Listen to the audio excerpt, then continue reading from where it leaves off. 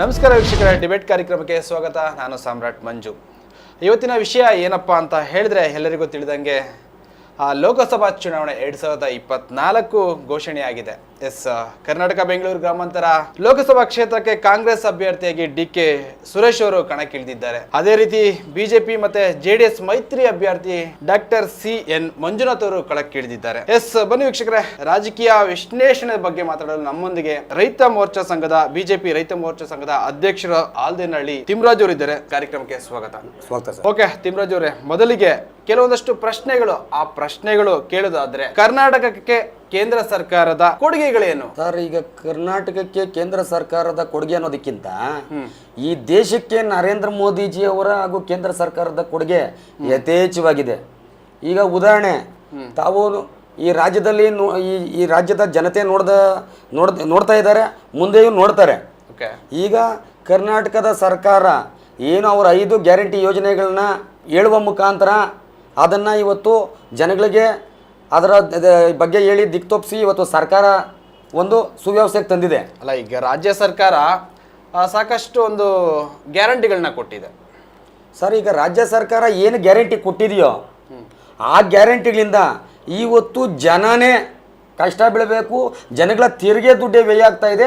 ಜನಗಳಿಗೆ ಅದರ ಹೊಣೆ ಯಥೇಚ್ಛವಾಗಿ ಒಂದೊಂದು ವ್ಯಕ್ತಿ ಮೇಲೆ, ಈ ಜನಗಳ ಮೇಲಿನ ಸಾಲ ಇದು ಏರ್ತಾ ಇದೆ ಹೊರತು ಇವತ್ತು ರಾಜ್ಯ ಸರ್ಕಾರದಿಂದ ಆಗಲಿ ಇವತ್ತು ಏನೇ ಒಂದು ಜನಗಳಿಗೆ ಒಂದು ಅನುಕೂಲ ಅಂತೂ ಆಗ್ತಾ ಇಲ್ಲ.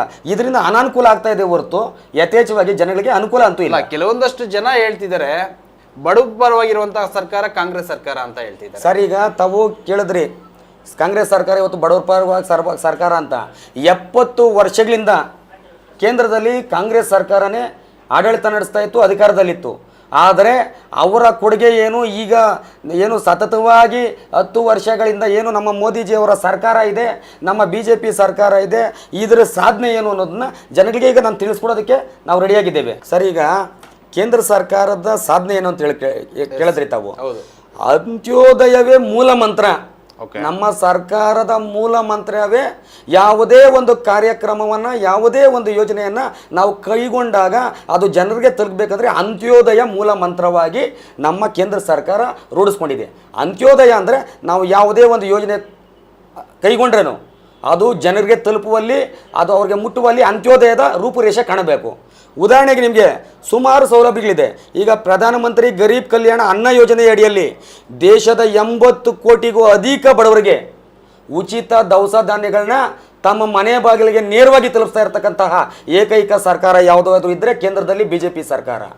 ಉದಾಹರಣೆ, ಇವತ್ತು ನಾವು ಏನು 5 kg ಕೋವಿಡ್ ತಂತರಿಸಿದಂಥ ಸಂದರ್ಭದಲ್ಲಿ ಉಚಿತವಾಗಿ ಮನೆ ಬಾಗಿಲಿಗೆ 1 ರೂಪಾಯಿನನ್ನು ಪಡೆಯುವುದೇ ಸಹ ಉಚಿತವಾಗಿ ನಾವು ಅನ್ನಭಾಗ್ಯವನ್ನು ನಮ್ಮ ಬಡ ನಿರ್ಗತಿತ ಜನರಿಗೆ ನಾವು ತಲುಪಿಸಿದ್ದೀವಿ. ಅದೇ ರೀತಿ ಇವತ್ತು ಕರ್ನಾಟಕ ರಾಜ್ಯದಲ್ಲೂ ಅಷ್ಟೇ, ಇವತ್ತೇನಾದರೂ ದವಸ ಧಾನ್ಯಗಳು ತಲುಪ್ತಾ ಇದೆ ಅಂದರೆ ಅದು ಕೇಂದ್ರ ಸರ್ಕಾರದಿಂದ ಮಾತ್ರ. ರಾಜ್ಯ ಸರ್ಕಾರದಿಂದ ಯಾವುದೇ ಒಂದು ಕಾಳಷ್ಟು ಸಹ ಇವತ್ತು ಕೊಡುವಲ್ಲಿ ಬಡವರಿಗೆ ವಿಫಲ ಆಗಿದೆ ರಾಜ್ಯ ಸರ್ಕಾರ. ಅದೇ ರೀತಿ ತಾವು ನೋಡ್ತಾ ಇರ್ಬೋದು, ಪ್ರಧಾನಮಂತ್ರಿ ಆವಾಸ್ ಯೋಜನೆ ಅಡಿಯಲ್ಲಿ 4 ಕೋಟಿಗೂ ಅಧಿಕ ಉತ್ತಮ ಮನೆಗಳ ನಿರ್ಮಾಣವನ್ನು ಮಾಡಿ ಇವತ್ತು ಹಸ್ತಾಂತರವನ್ನು ಸಹ ಮಾಡಿದ್ದೀವಿ. ಅದೇ ರೀತಿ ಪ್ರಧಾನಮಂತ್ರಿ ಜಲಜೀವನ್ ಮಿಷನ್ ಯೋಜನೆಯಡಿ 40 ಕೋಟಿಗೂ ಅಧಿಕ ಮನೆಗಳಿಗೆ ಮನೆಗೂ ನಲ್ಲಿ ಕೊಡುವಂಥ ಕೆಲಸ ಏನಾದರೂ ಮಾಡಿದರೆ ಇವತ್ತು ನಮ್ಮ ನೆಚ್ಚಿನ ನರೇಂದ್ರ ಮೋದಿಜಿಯವರ BJP ಸರ್ಕಾರ ಅಂತ ಹೇಳೋಕ್ಕೆ ಜಲಜೀವನ್ ಜಾರಿಗೆ ಬಂದಿದೆಯಾ ಸರ್? ಸಂಪೂರ್ಣವಾಗಿ ಜಾರಿಗೆ ಬಂದಿದೆ. ಸಂಪೂರ್ಣವಾಗಿ ಈಗ ಟೆಂಡರ್ ಆಗಿದೆ ಆಲ್ರೆಡಿ. ಕೆಲವು ಜಿಲ್ಲೆಗಳಲ್ಲಿ ಕಾರ್ಯ ಪೂರ್ತಿಯಾಗಿದೆ, ಕೆಲವು ಜಿಲ್ಲೆಗಳಲ್ಲಿ ತಾಲೂಕುಗಳಲ್ಲಿ ಆಲ್ರೆಡಿ ಈಗ ಕೆಲಸ ನಡೀತಾ ಇದೆ. ಸರ್, ಜಲಜೀವನ ಮೊದಲಿಂದನೂ ಇತ್ತಲ್ಲ, ಮನೆಗೂ ನಲ್ಲಿ ವ್ಯವಸ್ಥೆ ಇತ್ತಲ್ಲ ಸರ್? ಎಲ್ಲಿತ್ತು ಜಲಜೀವನ? ಮೊದಲಿಂದಾನು ಎಲ್ಲಿತ್ತು?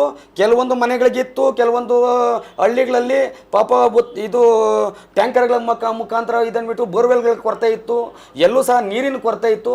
ಇವತ್ತು ಪ್ರತಿಯೊಂದು ಮನೆಗೂ ನಲ್ಲಿಯನ್ನು ಕೊಡುವ ಮುಖಾಂತರ ಅಂತರ್ಜಲವನ್ನು ಇದು ವೃದ್ಧಿ ಮಾಡಲಿಕ್ಕೆ ನದಿ ಜೋಡಣೆಯನ್ನು ಕಾರ್ಯಕ್ರಮ ತಗೊಂಬಂದು ನಮ್ಮ ಕೇಂದ್ರ ಸರ್ಕಾರ. ಇವತ್ತು ಕೇಂದ್ರ ಸರ್ಕಾರದ ಉದ್ದೇಶ ಪ್ರತಿಯೊಂದು ಬಡವ, ಬಲ್ಲಿಗ, ಶ್ರೀಮಂತ ಎಲ್ಲರ ಮನೆಗೂ ನೀರಿನ ಸೌಲಭ್ಯ ಕೊಡುವಂಥ ಕೆಲಸವನ್ನು ಇವತ್ತು ನಮ್ಮ ಕೇಂದ್ರ ಸರ್ಕಾರ ಮಾಡ್ತಾ ಇದೆ. ಅದೇ ರೀತಿ ಕನಿಷ್ಠ ಮೊದಲು ಅಮ್ಮಮ್ಮ ಅಂದರೆ ಒಂದು 40ರಿಂದ 50% ವಿದ್ಯುತ್ ಸಂಪರ್ಕ ಮಾತ್ರ ಇಡೀ ದೇಶಾದ್ಯಂತ ಇತ್ತು. ಇವತ್ತು ಕಾಡು ಮೇಡು ಹಳ್ಳಿ 100ಕ್ಕೆ 100% ವಿದ್ಯುತ್ ಮುಕ್ತ ದೇಶವನ್ನು ಮಾಡಲಿಕ್ಕೆ ಇವತ್ತು ಪಣ ತೊಟ್ಟಿ ವಿದ್ಯುತ್ ಮುಕ್ತ ದೇಶವನ್ನಾಗಿ ಮಾಡಿರ್ತಕ್ಕಂತಹ ಏಕೈಕ ಸರ್ಕಾರ ಯಾವುದಾದ್ರೂ ಇದ್ದರೆ ಅದು ನರೇಂದ್ರ ಮೋದಿಜಿಯವರ ಸರ್ಕಾರ.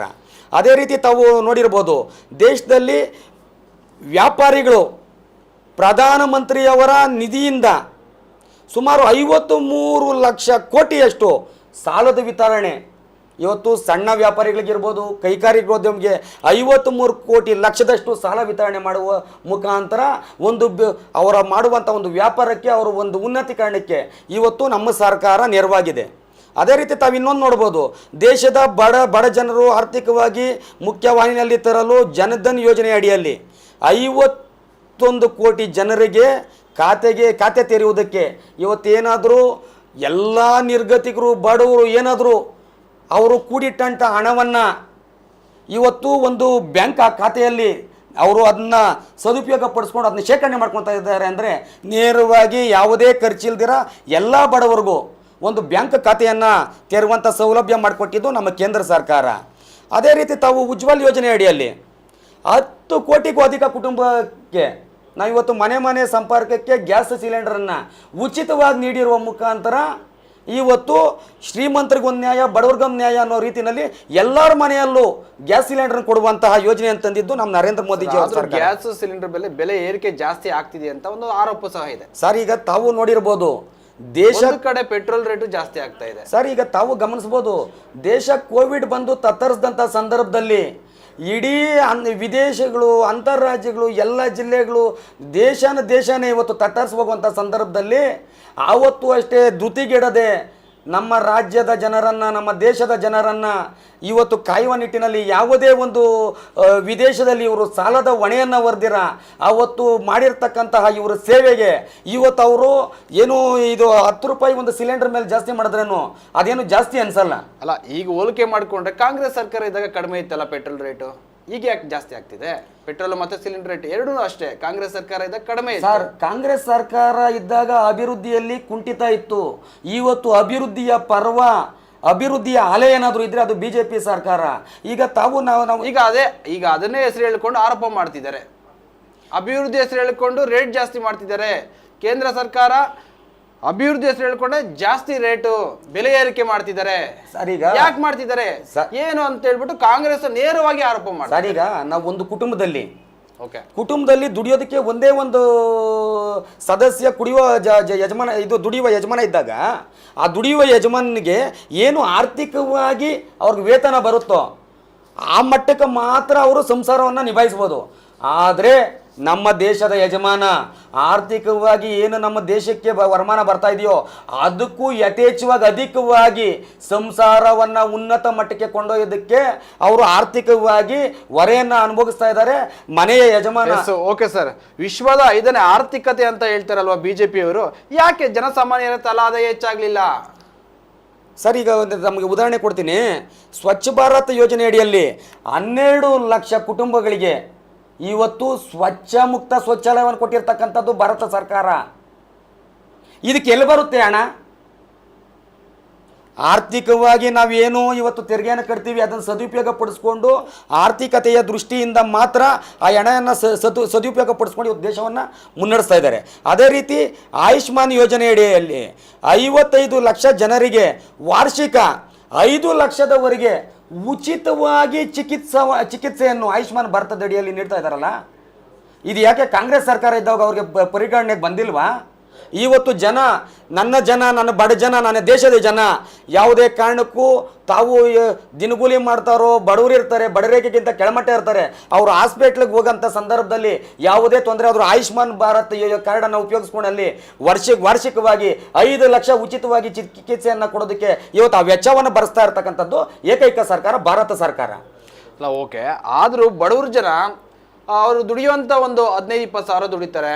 ಆದರೂ ಬೆಲೆ ಏರಿಕೆ ಆಗಿದೆ, ಅವರು ಒಂದು 15-20 ಸಾವಿರದಲ್ಲೇ ಇದ್ದಾರೆ. ಆದರೆ ಬೆಲೆ ಏರಿಕೆ ಮಾತ್ರ ಜಾಸ್ತಿ ಆಗ್ತಾನೇ ಇದೆ. ಬಡವರು ಏನು ತಗೊಳಕ್ ಆಗ್ತಿಲ್ಲ, ಏನು ಮಾಡಕ್ ಆಗ್ತಿಲ್ಲ. ಅದೇ ಈ ಕೈಗಾರಿಕೆಗಳ ಫೇವರ್ ಆಗಿದೆ, ಈ ಬಿಜೆಪಿ ದೊಡ್ಡ ವ್ಯಕ್ತಿಗಳು ಈ ಕೈಗಾರಿಕೆ ಫೇವರ್ ಆಗಿದೆ ಅಂತ ಒಂದು ಆರೋಪ ಇದೆ. ಸರ್, ಇವಾಗ ತಾವು ಹೇಳಿದ್ರಿ ಬಡವರು 15 ಸಾವಿರ 20 ಸಾವಿರ ದುಡಿತಾರೆ ಅಂತ. ತಾವು ತಿಳ್ಕೊಂಡು ಇರ್ಬೋದು, ನೋಡು ಇರ್ತೀರಾ, ಹಾಗೂ ಈ ದೇಶದ ಜನ ಅದನ್ನ ಆ ಸೌಲಭ್ಯನ ಪಡೆದು ಇದ್ದಾರೆ. ಸಣ್ಣ ತಳ್ಳುವ ಗಾಡಿಯಲ್ಲಿ ಬೀದಿ ಬದಿ ವ್ಯಾಪಾರಿಗಳಿಗೆ ಅವರ ಒಂದು ಉದ್ಯೋಗಕ್ಕೆ ವ್ಯಾಪಾರಕ್ಕೆ ಉಚಿತವಾಗಿ ನರೇಂದ್ರ ಮೋದಿಜಿ ಅವರ ಸರ್ಕಾರ ಉಚಿತವಾಗಿ ಅವರಿಗೆ ಅನುದಾನವನ್ನು ಕೊಡ್ತು. ಅದನ್ನು ನಮ್ಮ ಇವತ್ತು ಪುರಸಭೆಗಳಿರ್ಬೋದು, ನಗರಸಭೆ ಇರ್ಬೋದು, ಇವರೆಲ್ಲರೂ ಆ ಕೇಂದ್ರ ಸರ್ಕಾರದ ಹಣವನ್ನು ಸದುಪಯೋಗ ಪಡಿಸ್ಕೊಂಡು ಏನೋ ಈ ರಾಜ್ಯದಿಂದ ಅವರೇ ಕೊಡುಗೆ ಕೊಟ್ಟಿರುವ ರೀತಿ, ಅವರು ಪುರಸಭೆಯಿಂದ, ನಗರಸಭೆಯಿಂದ, ಪಟ್ಟಣ ಪಂಚಾಯತ್ಗಳಿಂದ ಕೊಟ್ಟಿರುವ ರೀತಿ ಇವತ್ತು ನಾಗರಿಕರನ್ನ ದಿಕ್ತೊಪ್ಪಿಸುವಂಥ ಕೆಲಸ ಏನಾದರೂ ಮಾಡ್ತಾ ಇದ್ರೆ ಅದು ಕಾಂಗ್ರೆಸ್ನವರು. ಯಾಕಂದರೆ ಇವತ್ತು ಬಡತನ ರೇಖೆಗಿಂತ ಕೆಳಗೆ ಇರ್ತಕ್ಕಂಥವ್ರು ಅವ್ರ ದಿನಗೂಲಿ ಮಾಡ್ಬೋದು, ವೇತನ ಕಮ್ಮಿ ಬರ್ಬೋದು, ಆದರೆ ಅವ್ರ ಉದ್ಯೋಗ ಸೃಷ್ಟಿ ಮಾಡೋದಕ್ಕಾಗಿ ಅವ್ರಿಗೆ ತಳ್ಳುವ ಬಂಡಿಗಾಗ್ಬೋದು ಅಥವಾ ಅವ್ರು ಮಾಡುವಂತಹ ಬೀದಿ ಬದಿ ವ್ಯಾಪಾರಕ್ಕಾಗಿ ಉಚಿತವಾಗಿ ನೆರವಾದಂಥ ಸರ್ಕಾರ ಇವತ್ತು ಬಡತನ ರೇಖೆಗೆ ತಳ್ಳೋದಕ್ಕೆ ಯಾವ ರೀತಿ ಆಗುತ್ತೆ? ಸರಿ, ಉದಾಹರಣೆ ಕೊಡ್ತೀನಿ. ಆರ್ಟಿಕಲ್ 370 ಜಮ್ಮು ಕಾಶ್ಮೀರ್ ಪಾಕಿಸ್ತಾನದ ಸುತ್ತೋಲೆಯಲ್ಲಿ ಸಿಲುಕಿ ನರಕವನ್ನು ಅನುಭವಿಸ್ತಾ ಇತ್ತು. ಇವತ್ತು ಅದನ್ನು ಆರ್ಟಿಕಲ್ 370 ತೆಗೆಯುವ ಮುಖಾಂತರ ಇವತ್ತು ಏನು ಗಣನೀಯ ಚಟುವಟಿಕೆ ಕುಸಿದಿತ್ತು, ಪ್ರವಾಸೋದ್ಯಮ ಕುಸಿದಿತ್ತು. ನಮ್ಮಲ್ಲಿ ಪ್ರವಾಸೋದ್ಯಮ ಇವತ್ತು ಕಾಶ್ಮೀರವನ್ನು ನೋಡೋದಕ್ಕೆ ಲಕ್ಷಾಂತರ ಕೋಟ್ಯಾಂತರ ಜನ ಬರ್ತಾ ಇದ್ದಾರೆ. ಉದ್ಯೋಗ ಒಂದು ಕಾಶ್ಮೀರದಲ್ಲಿ ಸೃಷ್ಟಿಯಾಗ್ತಾ ಇದೆ. ಉದ್ಯೋಗ ಅಂದರೆ ಬೆಂಗಳೂರನ್ನು ಮಿತಿ ಮೀರಿಸುವಷ್ಟು ಪ್ರವಾಸೋದ್ಯಮ ಅಲ್ಲಿ ಉನ್ನತ ಮಟ್ಟಕ್ಕೆ ಹೋಗ್ತಾ ಇದೆ. ಆ ಉನ್ನತ ಮಟ್ಟಕ್ಕೆ ಕೊಂಡೊಯ್ದಂಥ ವ್ಯಕ್ತಿ, ಏಕೈಕ ವ್ಯಕ್ತಿ ನರೇಂದ್ರ ಮೋದಿಜಿ. ಉದ್ಯೋಗ ಸೃಷ್ಟಿ, ಈಗ ತಾವು ಹೇಳಿದ್ರಿ ಅನ್ಎಂಪ್ಲಾಯ್ಮೆಂಟು, ಉದ್ಯೋಗ ಸೃಷ್ಟಿ ಇಲ್ಲ ಅಂತ. ಈಗ ನಮ್ಮ ರಾಜ್ಯ ಸರ್ಕಾರದಿಂದ ಆಗಲಿ, ನಮ್ಮ ಲೋಕಸಭಾ ಸದಸ್ಯರು ಇವತ್ತು ಏನು ಹೇಳ್ತೀರಾ, ಈ ಸದಸ್ಯರಾಗಲಿ, ಇಲ್ಲಿನ ಶಾಸಕರಾಗಲಿ ಎಷ್ಟು ಸಲ ಇವರು ನಿರುದ್ಯೋಗಿಗಳಿಗೆ ಉದ್ಯೋಗ ಕಲ್ಪಿಸುವ ನಿಟ್ಟಿನಲ್ಲಿ ಎಷ್ಟು ಸಾರಿ ಇವರು ಒಂದು ನಿರುದ್ಯೋಗಿ ಸಮಸ್ಯೆ ನಿವಾರಣೆ ಮಾಡೋದಕ್ಕೆ ಉದ್ಯೋಗ ಮೇಳವನ್ನು ಆಯೋಜನೆ ಮಾಡಿದ್ದಾರೆ. ಅವ್ರನ್ನ ಕೇಳಿ ನೋಡಿ. ಒಂದೇ ಒಂದು ಹತ್ರ ಉದ್ಯೋಗ ಮೇಳ, ಒಂದು ತಾಲೂಕಲ್ಲಿ, ಒಂದು ಜಿಲ್ಲೆಯಲ್ಲಿ ಇವರು ಉದ್ಯೋಗ ಮೇಳ ಮಾಡಲಿಲ್ಲ. ಅದೇ ರೀತಿ ಇವರು ಉದ್ಯೋಗ ಮೇಳ ಮಾಡಿ ನಿರುದ್ಯೋಗಿಗಳಿಗೆ ಇವರು ಏನು ಸಹಕಾರ ಕೊಡಲಿಲ್ಲ. ಆದರೆ ಇವತ್ತು ಏನು ಡಿಜಿಟಲೀಕರಣ ಮಾಡುವ ಬಾರಿ ಒಂದು ಆನೇಕಲ್ ಕ್ಷೇತ್ರದ ಬಿ ಶಿವಣ್ಣನವರು ಉದ್ಯೋಗ ಮೇಳಗಳು ಮಾಡಿದ್ದಾರೆ. ಸರ್, ಇದು ಸತ್ಯಕ್ಕೆ ದೂರವಾದ ಮಾತು. ತಾವು ನೋಡಿರ್ಬೋದು, ಕಳೆದ ಬಾರಿ ಉದ್ಯೋಗ ಮೇಳ ಮಾಡಿರ್ತಕ್ಕಂಥದ್ದು ಏನು ನಮ್ಮ BJPಯ ಆಕಾಂಕ್ಷಿ ಅಭ್ಯರ್ಥಿಗಳಾಗಿದ್ದರು, ನಮ್ಮ ಇದು IAS ಶಿವರಾಮ್ ಅವರಾಗಿರ್ಬೋದು, ಉಲ್ಲಳ್ಳಿ ಶ್ರೀನಿವಾಸ್ ಅವರಾಗಿರ್ಬೋದು, ಇವರು ಉದ್ಯೋಗ ಮೇಳವನ್ನು ಮಾಡುವ ಮುಖಾಂತರ ಕೆಲವು ನಿರುದ್ಯೋಗ ಯುವಕರ ಸಮಸ್ಯೆಯನ್ನು ನಿವಾರಣೆ ಮಾಡಿದ್ದಾರೆ. ಆದರೆ ಇಲ್ಲಿ ಸತತವಾಗಿ 3 ಬಾರಿ ಗೆದ್ದಂಥ ಶಾಸಕರು, 2 ಬಾರಿ ಗೆದ್ದಂಥ ಏನು ಲೋಕಸಭಾ ಸದಸ್ಯರು, ಇವರು ಇದು ನಿರುದ್ಯೋಗ ಸಮಸ್ಯೆಯನ್ನು ನಿವಾರಣೆ ಮಾಡುವಲ್ಲಿ ಇವರು ವಿಫಲ ಆಗಿದ್ದಾರೆ. ಈಗ ನೀವು ಹೇಳ್ದಂಗೆ ನೀವು ಶಿವರಾಮ್ ಅವರು ಅಂತ ಹೇಳಿದ್ರಿ, ಉಲ್ಲವಳ್ಳಿ ಶ್ರೀನಿವಾಸ್ ಅವರು ಅಂತ ಹೇಳಿದ್ರಿ, ಎಷ್ಟು ಪರ್ಸೆಂಟ್ ನಿರುದ್ಯೋಗಿಗಳಿಗೆ ಕೆಲಸ ಸಿಕ್ಕಿದೆ? ಸರ್, ಅವರು 100% ನಿರುದ್ಯೋಗ ಸಮಸ್ಯೆಯನ್ನು ನಿವಾರಣೆ ಮಾಡ್ತೀವಿ ಅಂತ ಯಾವುದೇ ಕಾರ್ಯಕ್ರಮ ನಿರೂಪಣೆ ಮಾಡೋದಕ್ಕಾಗಲ್ಲ. ಅವರು ಮಾಡಿರ್ತಕ್ಕಂಥ 100% ಯೋಜನೆಯಲ್ಲಿ 50% ಅವರು ಅದರಲ್ಲಿ ಸಫಲ ಪಡೆದಿದ್ದಾರೆ. ಈಗ ತಾವು ನೋಡಿರ್ಬೋದು, ಈ ದೇಶದಲ್ಲಿ ಏನಾದರೂ ಹೆಚ್ಚಿಗೆ ಮಹಿಳೆಯರಿಗೆ ಮೀಸಲಾತಿ ಕೊಡುವ ಮುಖಾಂತರ ಮಹಿಳೆಯರು ಸ್ವಾವಲಂಬಿಗಳಲ್ಲ, ಅವಲಂಬಿಗಳು ಅಂತ 33% ಮಹಿಳೆಯರಿಗೆ ಮೀಸಲಾತಿ ಒದಗಿಸಿರ್ತಕ್ಕಂಥ ಏಕೈಕ ಸರ್ಕಾರ ಯಾವುದಾದಿದ್ರೆ ಅದು ನರೇಂದ್ರ ಮೋದಿಜಿಯವರ ಸರ್ಕಾರ ಅಂತ ಹೆಮ್ಮೆಯಿಂದ ಹೇಳ್ತೀವಿ.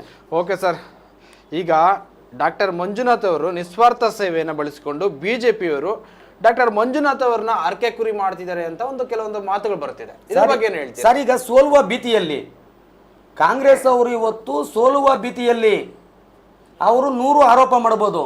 ಡಾಕ್ಟರ್ ಮಂಜುನಾಥ್ ಅವರ ಸೇವೆ ಈ ರಾಜ್ಯಕ್ಕೆ ಅಮಾನವೀಯವಾದಂಥ ಕೊಡುಗೆ. ಏನು ಬಡತನದ ಕೆಳರೇಖೆಗಳಿಂದ ಇರ್ತಕ್ಕಂತಹ ಲಕ್ಷಾಂತರ ಜನ ಆ ಒಂದು ಹೆಸರನ್ನ ಮಿಸ್ಯೂಸ್ ಮಾಡ್ಕೊಂತಿದ್ರ BJP ಇವರು ಅಂತ ಒಂದು ಆರೋಪ ಕೇಳಿ ಸರ್. BJP ಅವರು ಆ ಹೆಸರನ್ನ ಮಿಸ್ಯೂಸ್ ಮಾಡ್ಕೊಳ್ತಾ ಇಲ್ಲ, ಇದು ಸತ್ಯಕ್ಕೆ ದೂರವಾದಂತ ವಿಚಾರ. ಡಾಕ್ಟರ್ ಮಂಜುನಾಥ್ ಅವರು ಬೆಂಗಳೂರು ಗ್ರಾಮಾಂತರ ಜಿಲ್ಲೆಗೆ ಅಭ್ಯರ್ಥಿನಾಗಿ ಯಾಕೆ ಮಾಡಿದ್ರು? ಬೇರೆಯವ್ರು ಮಾಡ್ಬೋದಾಯ್ತಾ? ಬೇರೆಯವ್ರಿಗೆ ಚಾನ್ಸ್ ಕೊಡ್ಬೋದು. ಉದಾಹರಣೆ ಕೊಡ್ತೀನಿ. ಡಾಕ್ಟರ್ ಮಂಜುನಾಥ್ ಅವರು ಸಾಧಾರಣ ಕುಟುಂಬದ ವ್ಯಕ್ತಿ ಅಲ್ಲ. ಈ ದೇಶದ ಪ್ರಪ್ರಥಮ ಪ್ರಜೆ, ಮಾಜಿ ಪ್ರಧಾನಿಗಳಾದಂಥ ದೇವೇಗೌಡರ ಕುಟುಂಬದವರು. ಅವರು ಅಧಿಕಾರನೇ ಆಗಿದ್ದರೆ, ಅವ್ರ ಅಧಿಕಾರಕ್ಕೆ ಸೀಮಿತ ಆಗಬೇಕಾಗಿದ್ದರೆ, ಅವ್ರ ಮನೆಯ ಕುಟುಂಬದ ವ್ಯಕ್ತಿ ಕುಮಾರಸ್ವಾಮಿ ಅವರು ಈ ರಾಜ್ಯದ ಮುಖ್ಯಮಂತ್ರಿ ಸಹ ಆಗಿದ್ದರು. ಅವ್ರ ಅಧಿಕಾರದ ಆಸೆ ದಾಹ ಇದ್ದಿದ್ರೆ ಅವರು ಯಾವತ್ತೋ ಡಾಕ್ಟರ್ ಪದವಿಗೆ ನಿವೃತ್ತಿ ಘೋಷಣೆ ಮಾಡಿ ಅವರು ಉನ್ನತವಾದಂಥ ಮಂತ್ರಿ ಸ್ಥಾನವನ್ನು ಈ ರಾಜ್ಯದಲ್ಲಿ ಅಲಂಕರಿಸಬಹುದಾಗಿತ್ತು.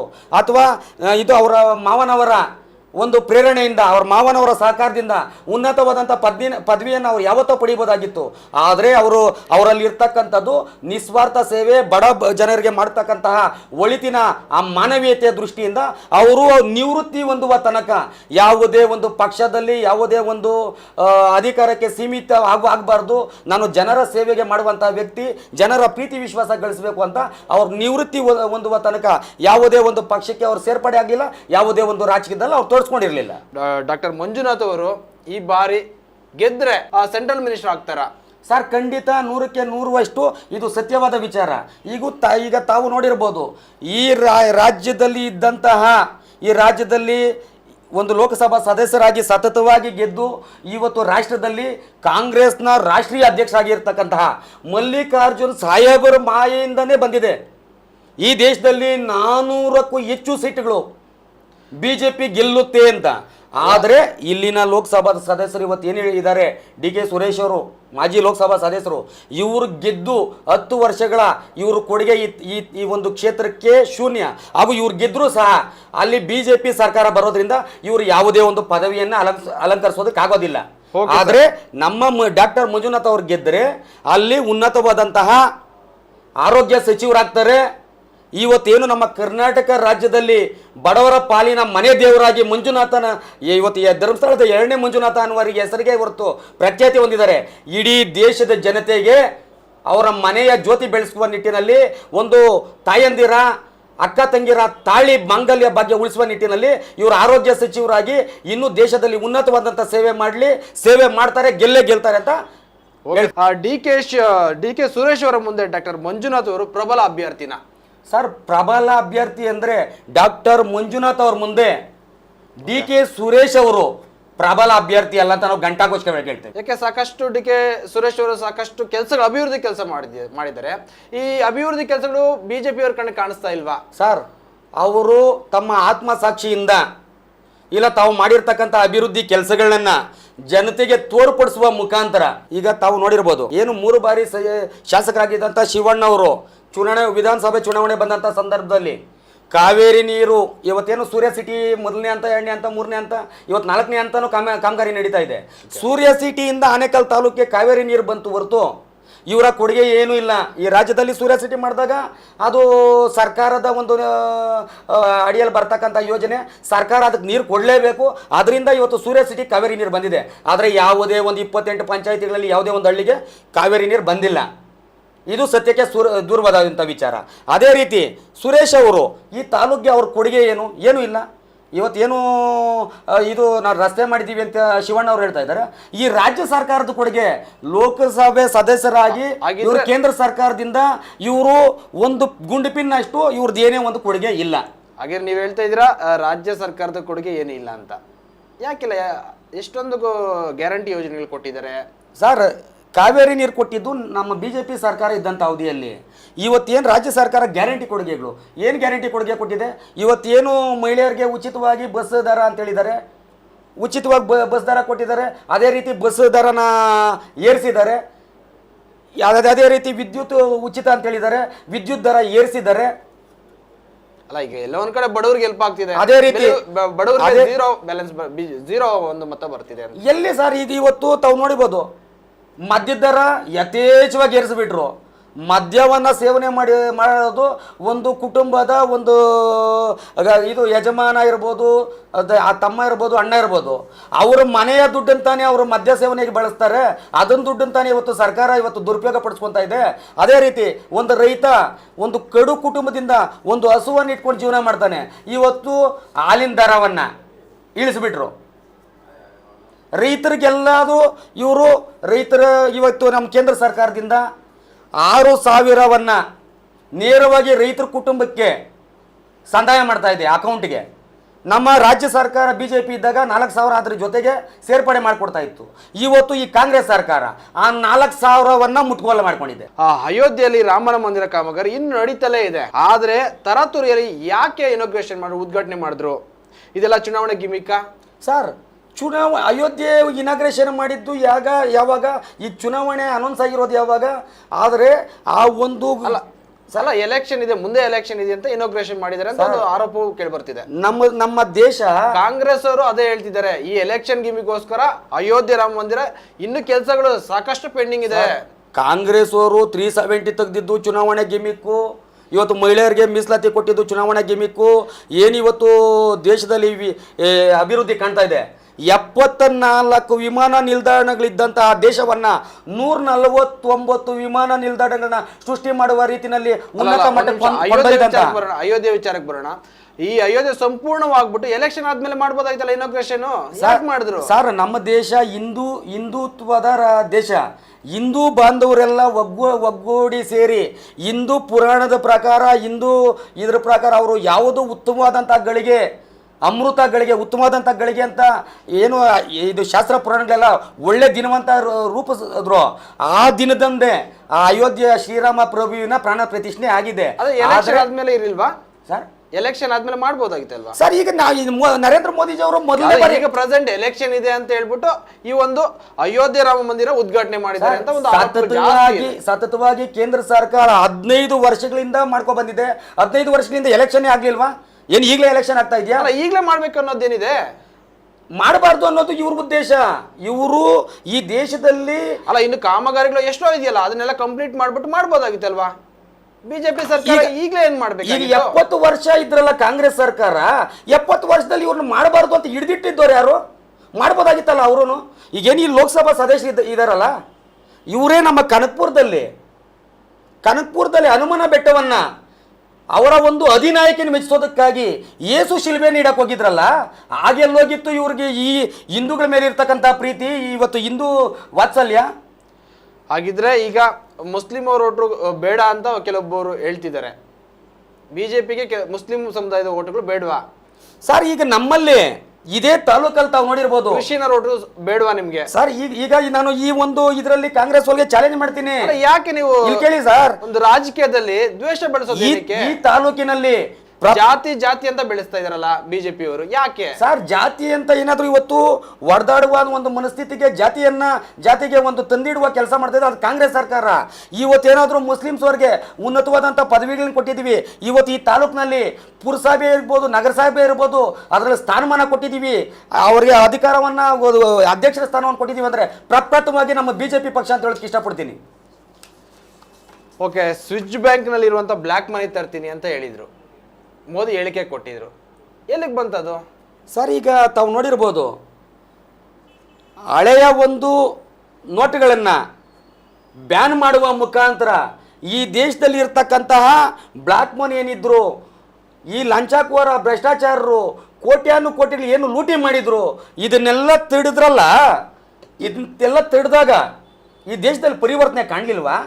ಅಲ್ಲ ಸರ್, ಈಗ ಬ್ಲಾಕ್ ಮನಿ ತರ್ತೀನಿ, ನಮ್ಮ ದೇಶನ ಮಾಡ್ರನ್ ಆಗಿ ಮಾಡ್ತೀನಿ ಅಂತ ಒಂದು ಹೇಳಿಕೆ ಕೊಟ್ಟು ಸರ್, ಈಗ ಮಾಡ್ರನ್ನು ಅದ್ರಲ್ಲೂ ನಮ್ಮ ಬ್ಲಾಕ್ ಮನಿ ತಂದ್ರೆ 15 ಲಕ್ಷ ಜಮೆ ಮಾಡ್ತೀನಿ ಅಂತ ಮೋದಿಯವರು ಹೇಳಿಕೆ ಕೊಟ್ಟಿದ್ರು.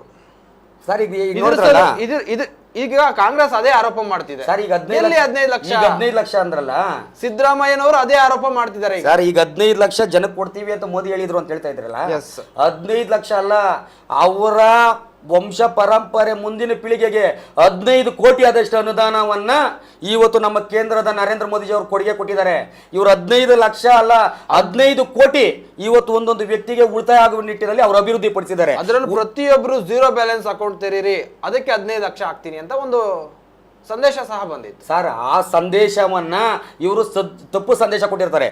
ಪ್ರತಿಯೊಬ್ಬರು 0 ಬ್ಯಾಲೆನ್ಸ್ ತೆಗೀರಿ ಅಂತ ಹೇಳಿದಂತಹ ಉದ್ದೇಶನೇ ನಮ್ಮ ಕೇಂದ್ರ ಸರ್ಕಾರ, ರಾಜ್ಯ ಸರ್ಕಾರದಿಂದ ಏನು ಫಲಾನುಭವಿಗಳಿಗೆ ನಾವು ನೀಡಬೇಕಾದಂಥ ಹಣ ನೇರವಾಗಿ ಯಾವುದೇ ಒಂದು ದಳ್ಳಾಳಿಗಳಿಗೆ, ಯಾವುದೇ ಒಂದು ಮಧ್ಯವರ್ತಿಗಳಿಗೆ ಆ ದುಡ್ಡು ತಲುಪಬಾರ್ದು, ನೇರವಾಗಿ ಫಲಾನುಭವಿಗೆ ತಲುಪುವ ಒಂದು ಉದ್ದೇಶದಿಂದ ಖಾತೆ ತೆರೆಯೋದು ಕೇಳಿದ್ವಿ.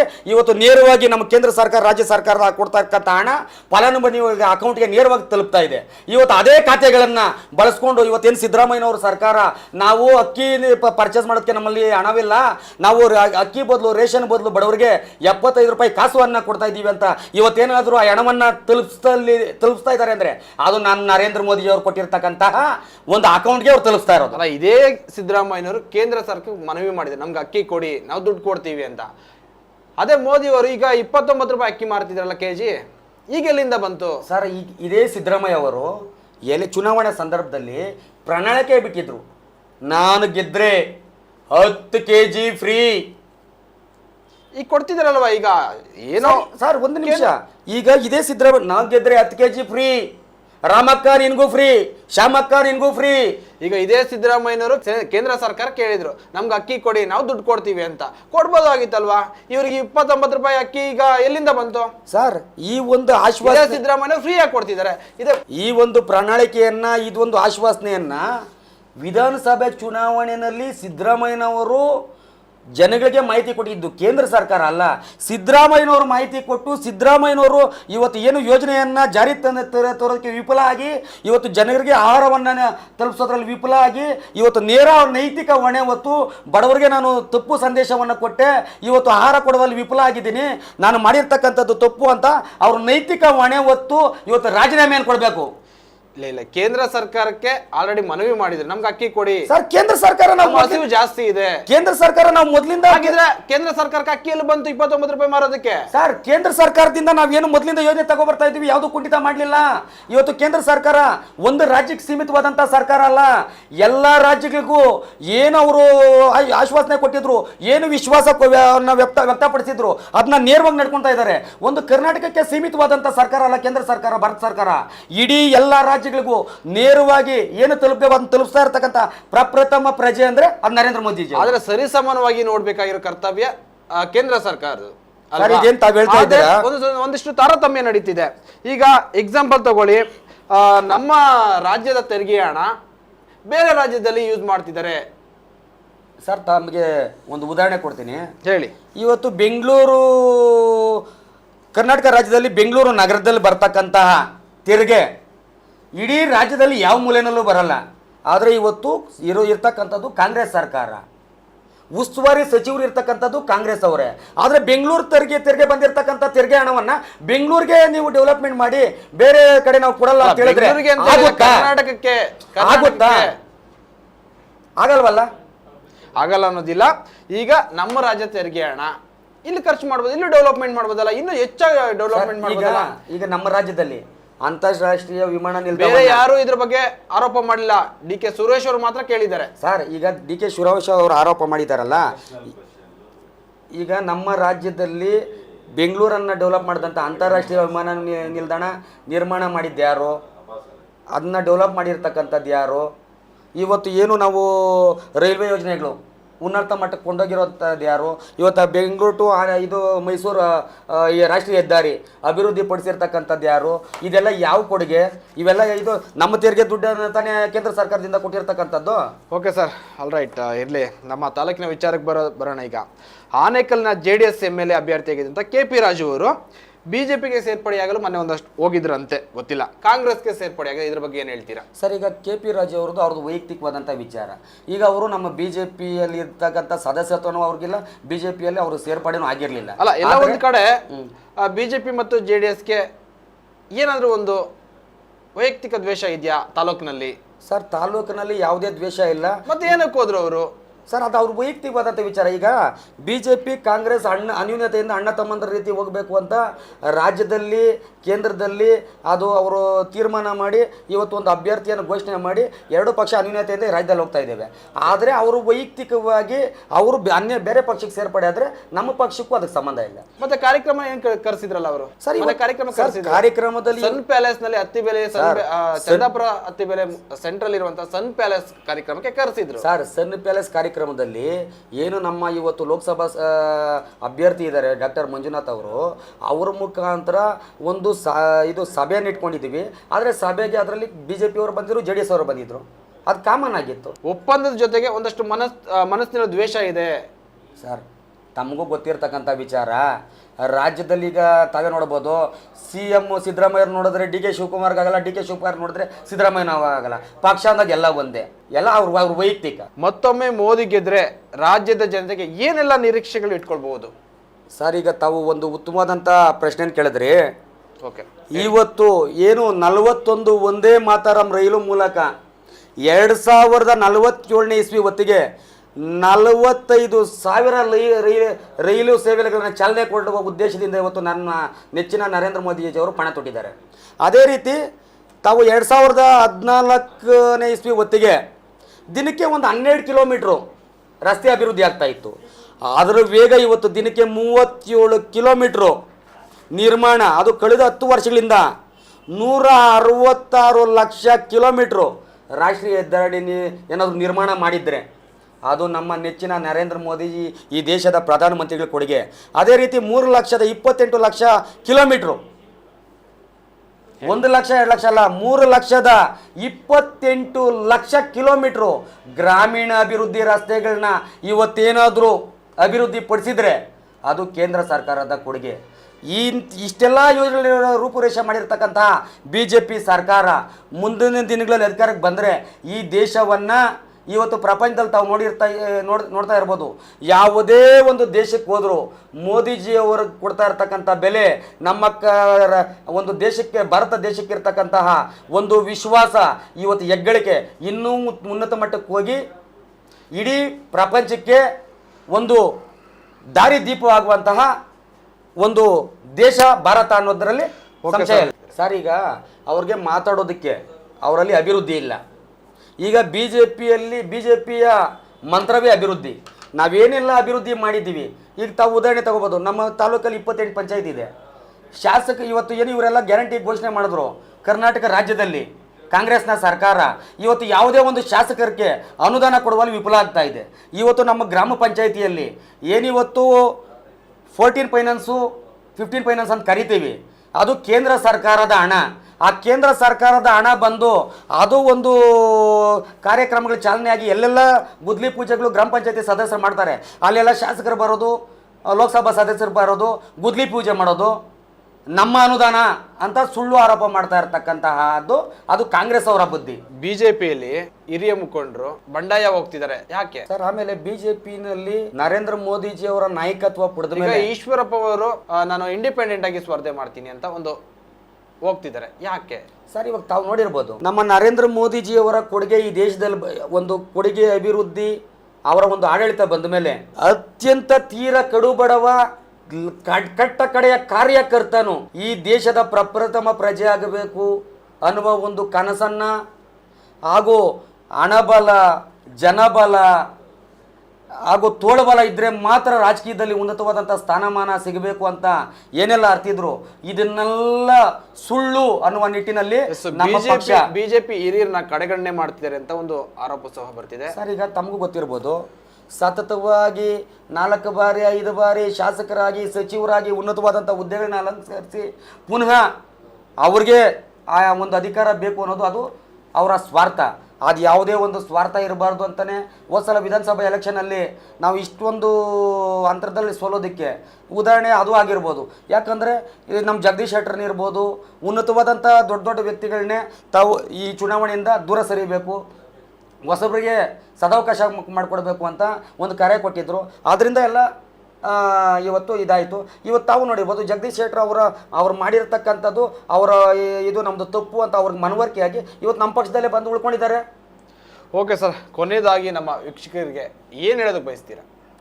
ಸರ್, ನಾನು ಕೊನೆಯದಾಗಿ ನಮ್ಮ ವೀಕ್ಷಕರಿಗೆ, ನಮ್ಮ ಸಾರ್ವಜನಿಕರಿಗೆ, ಮತದಾರ ಬಂಧುಗಳಲ್ಲಿ ಕೈ ಮುಗಿದು ಕೇಳ್ಕೊಳೋದೊಂದೇ, ಈ ನಮ್ಮ ಬೆಂಗಳೂರು ಗ್ರಾಮಾಂತರ ಲೋಕಸಭಾ ಕ್ಷೇತ್ರದಲ್ಲಿ ಏನಾದರೂ ಕೊಡುಗೆ ಅಂತಿದ್ದರೆ, ಅದರಲ್ಲಿ ನಮ್ಮ ಆನೇಕಲ್ ವಿಧಾನಸಭಾ ಕ್ಷೇತ್ರದಲ್ಲಿ ಏನಾದರೂ ಕೊಡುಗೆ ಅಂತಿದ್ದರೆ ಅದು ನಮ್ಮ ಮಾಜಿ ಶಾಸಕರು, ಆನೇಕಲ್ ಮಾಜಿ ಶಾಸಕರು, ಮಾಜಿ ಸಚಿವರು, ಕರ್ನಾಟಕ ರಾಜ್ಯ ಸರ್ಕಾರದಲ್ಲಿ ಇವತ್ತು ಚಿತ್ರದುರ್ಗ ಲೋಕಸಭಾ ಸದಸ್ಯರಾಗಿ ಕೇಂದ್ರ ಸಚಿವರಾದಂಥ ನಾರಾಯಣಸ್ವಾಮಿ ಅವರು ಕೊಡುಗೆ ಅಂತ ಹೇಳೋದಕ್ಕೆ ಇಷ್ಟಪಡ್ತೀನಿ. ಇವತ್ತು ಲೋಕಸಭಾ ಸದಸ್ಯರಾಗಿದ್ದಂತಹ DK ಸುರೇಶ್ ಅವರು ನಮ್ಮ ರೈಲ್ವೆ ಯೋಜನೆಯಲ್ಲಿ ಅವರು ಕೇಂದ್ರದಿಂದ ಒಂದು ಅಧಿಕಾರಿನ ಬಡಿದೆಬ್ಬಿಸುವಂಥ ಕೆಲಸ ಮಾಡ್ಬೋದಾಗಿತ್ತು, ಉನ್ನತವಾದಂಥ ಕೆಲಸವನ್ನು ಮಾಡ್ಬೋದಾಗಿತ್ತು. ಕೋವಿಡ್ ಸಂದರ್ಭದಲ್ಲಿ ಏನು ಆನ್ಲೈನ್ ಟಿಕೆಟು ಸ್ಥಗಿತ ಆದಂಥ ಕೌಂಟ್ರನ್ನ ಮತ್ತೆ ರೀಓಪನ್ ಮಾಡಿಸೋದಕ್ಕೆ ನಮ್ಮ ಕೇಂದ್ರ ಸಚಿವರಾದಂಥ ನಾರಾಯಣಸ್ವಾಮಿ ಅವರೇ ಆನೇಕಲ್ ತಾಲೂಕು ಬರಬೇಕಾಗಿತ್ತು. ಆದರೆ ಅದೇ ರೀತಿ ತಿಮ್ಮಸಂದ್ರ, ಸಮಂದೂರು, ಬಿದರಗೆರೆ, ಆಲ್ದನಹಳ್ಳಿ ಹತ್ರ ಫ್ಲೈಓವರ್ ಕೆಲಸ, ಅದೇ ರೀತಿ ಚಂದಾಪುರ ಹತ್ರ ಒಂದು ಇದು ರೈಲ್ವೆ ಕಾಮಗಾರಿ ಫ್ಲೈಓವರ್ ಕೆಲಸ, ಅದೇ ರೀತಿ ಏನಿವತ್ತು ನಮ್ಮ ಉಸ್ಕೂರ್ನ ಪ್ರಖ್ಯಾತ ಜಾತ್ರೆ ಮದ್ದೂರಮ್ಮ ಜಾತ್ರೆ ಮದ್ದೂರಮ್ಮ ಜಾತ್ರೆ ಅದಕ್ಕೆ ಕುರ್ಜಿಗಳು ಹೋಗೋದಕ್ಕೆ ಅಡಚಣೆ ಆಗಿದ್ದಕ್ಕೆ ಇವತ್ತು ಅವರು ಕೇಂದ್ರ ಸರ್ಕಾರದಿಂದ ಅನುಮತಿಯನ್ನು ತಂದು ಕುರ್ಜಿ ಹೋಗೋದಕ್ಕೆ ಇವತ್ತು ದೊಡ್ಡ ಮೇಲ್ಸೇತುವೆಯನ್ನು ನಿರ್ಮಾಣ ಮಾಡೋದಕ್ಕೆ ಚಾಲನೆ ಕೊಟ್ಟಿರ್ತಕ್ಕಂಥದ್ದು ನಮ್ಮ ಕೇಂದ್ರ ಸಚಿವರಾದಂಥ ನಾರಾಯಣಸ್ವಾಮಿ ಅವರು ಆನೇಕಲ್ನ ಮಣ್ಣಿನ ಮಗ ಅನ್ನೋದ್ರಲ್ಲಿ ನಾವು ಹೆಮ್ಮೆಯಿಂದ ಹೇಳ್ತೀವಿ. ಇವತ್ತು ಏನು ಕನಕಪುರದಿಂದ ಬಂದು ನಾನು ನಿಮ್ಮ ಮನೆ ಮಗ ಅಂತ ಏನು ಇವತ್ತು ಲೋಕಸಭಾ ಸದಸ್ಯರು ಹೇಳ್ತಾ ಇದ್ದಾರೆ, ಇವರು ಈ ಕ್ಷೇತ್ರದ ಕೊಡುಗೆ ಶೂನ್ಯ ಅಂತ ಹೇಳೋದಕ್ಕೆ ಇಷ್ಟಪಡ್ತೀನಿ. ಅದರಿಂದ ಇದನ್ನೆಲ್ಲ ಅರ್ತು ನಮ್ಮ ಮತದಾರ ಬಂಧುಗಳು, ನಮ್ಮ ಸಜ್ಜನ ಸೇವಕ ರಾಜಕಾರಣಿ ಅಲ್ಲ ಮಂಜುನಾಥ್ ಅವರು, ಸಜ್ಜನ ಸೇವಕ, ನಮ್ಮ ರಾಜ್ಯದ ಕಡು ಬಡವರ ದೈವ ಆ ಮಂಜುನಾಥ ಸ್ವಾಮಿನೇ ಇವತ್ತು 2ನೇ ಮಂಜುನಾಥ ಸ್ವಾಮಿಯನ್ನು ನಮಗೆ ಅಭ್ಯರ್ಥಿಯನ್ನು ಘೋಷಣೆ ಮಾಡಿದೆ. ದಯವಿಟ್ಟು ಅವರಿಗೆ ತಮ್ಮ ಅತ್ಯಮೂಲ್ಯವಾದಂತಹ ಮತವನ್ನು ನೀಡುವುದರ ಮುಖಾಂತರ ಅವ್ರನ್ನ ಗೆಲ್ಲಿಸದಲ್ಲಿ ಅವರು ಈ ಕೇಂದ್ರ ಸರ್ಕಾರದಲ್ಲಿ ತಮಗೂ ಗೊತ್ತು, ಇವತ್ತು ಕಾಂಗ್ರೆಸ್ ರಾಷ್ಟ್ರೀಯ ಅಧ್ಯಕ್ಷರಾದಂಥ ಮಲ್ಲಿಕಾರ್ಜುನ್ ಖರ್ಗೆ ಅವರೇ ಒಪ್ಕೊಂಡಿದ್ದಾರೆ 400ಕ್ಕೂ ಅಧಿಕ ಸೀಟ್ ಇವತ್ತು BJP ಸರ್ಕಾರ ಬರುತ್ತೆ ಕೇಂದ್ರದಲ್ಲಿ ಅಂತ. ಕಾಂಗ್ರೆಸ್ಸು INDA ಸರ್ಕಾರ ಬರಲ್ಲ, ಇಲ್ಲಿ ಬರ್ತಕ್ಕಂಥದ್ದು BJP ಸರ್ಕಾರ. ದಯವಿಟ್ಟು ಮಂಜುನಾಥ್ ಅವ್ರನ್ನ ತಾವು ಮತ ನೀಡುವ ಮುಖಾಂತರ ಅವ್ರನ್ನ ಜಯಶೀಲರನ್ನಾಗಿ ಮಾಡಿದಲ್ಲಿ ಅವರು ಕೇಂದ್ರದಲ್ಲಿ ಆರೋಗ್ಯ ಸಚಿವರಾಗೋದು ಖಂಡಿತ. ನಮ್ಮ ರಾಜ್ಯಕ್ಕಲ್ಲ ಇಡೀ ದೇಶಕ್ಕೆ ಉನ್ನತವಂತ ಅವರ ಸೇವೆಯಲ್ಲಿ ಅವ್ರು ತೊಡಸ್ಕೊಳೋದು ಖಂಡಿತ. ಓಕೆ, ನಮ್ಮ ಒಂದು ಕಾರ್ಯಕ್ರಮಕ್ಕೆ ಬಂದು ಒಂದಷ್ಟು ಸಮಯವನ್ನು ಕೊಟ್ಟಿದ್ದೀರಾ, ನಿಮಗೂ ಧನ್ಯವಾದಗಳನ್ನ ತಿಳಿಸ್ತಾ ಇದ್ದೀನಿ. ವೀಕ್ಷಕರೇ, ನೋಡಿದ್ರಲ್ಲ BLC ಟಿವಿಯ ವಿಶೇಷ ಕಾರ್ಯಕ್ರಮ ಡಿಬೇಟ್ ಕಾರ್ಯಕ್ರಮವಾಗಿತ್ತು. ತಿಮ್ಮರಾಜ್ ಅವರು ರೈತ ಮೋರ್ಚಾದ ಅಧ್ಯಕ್ಷರು ಹಾಗೆ ಒಂದಷ್ಟು ನಮ್ಮ ಸ್ಟುಡಿಯೋಗೆ ಬಂದು ಒಂದಷ್ಟು ಕೆಲವೊಂದು ರಾಜಕೀಯ ವಿಶ್ಲೇಷಣೆಗಳನ್ನ ನಮ್ಮ ಜೊತೆ ಹಂಚಿಕೊಂಡಿದೆ. ತಿಮ್ಮರಾಜ್ ಅವರೇ, ಧನ್ಯವಾದಗಳು. ಸರ್, ತಮಗೂ ಅಷ್ಟೇ ಧನ್ಯವಾದಗಳು. ತಾವು ಸಹ ಈ ಒಂದು ನಾಗರಿಕರಿಗೆ ಅರಿವನ್ನು ಮೂಡಿಸುವ ನಿಟ್ಟಿನಲ್ಲಿ ನಮ್ಮ ಕ್ಷೇತ್ರದ ಉನ್ನತೀಕರಣಕ್ಕೆ ತಮ್ಮ ಸಹಕಾರ, ತಮ್ಮ ಮಾಧ್ಯಮ ಇರಲಿ ಅಂತ ಹೇಳ್ತಾ ತಮಗೆ ಹೃತ್ಪೂರ್ವಕವಾದ ಧನ್ಯವಾದಗಳನ್ನ ಅರ್ಪಿಸ್ತೇನೆ. ಧನ್ಯವಾದಗಳು ವೀಕ್ಷಕರೇ.